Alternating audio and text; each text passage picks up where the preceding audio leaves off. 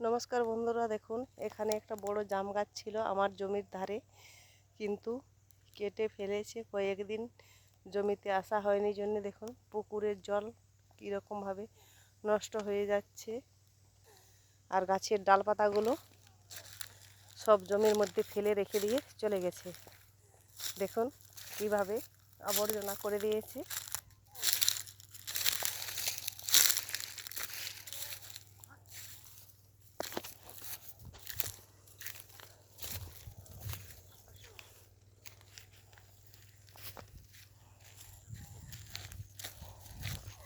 আর চারিদিকটা আগাছায় একদম ভর্তি হয়ে গেছে। দেখুন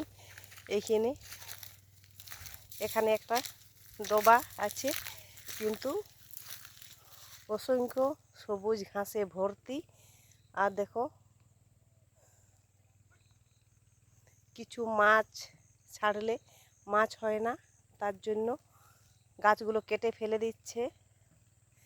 কিন্তু গাছ কাটার আগে ভাবা দরকার ছিল যে গাছে জীবন, অক্সিজেনের আমাদের অভাব ছিল, কিন্তু কিছু কিছু ডালপাতা কেটে দিয়েও মাছ চাষ করা যেত। কিন্তু এইভাবে দেখুন কেটে চারিদিকটা বড় বড় গাছগুলো কেটে দিয়েছে, আর ছোট ছোট লাটাপাটাগুলো রয়েছে। এভাবে নিজেদের জিনিস নিজেরাই যদি ক্ষতি করি, তাহলে নিজেদের তো অক্সিজেনের অভাব আবার বেড়ে যাবে। নমস্কার বন্ধুরা, এখন এই পর্যন্তই। দেখুন এইভাবে ক্ষতি করবেন না, ভাবনা চিন্তা করে গাছ কাটবেন, সেইভাবে রোপণ করবেন। নমস্কার।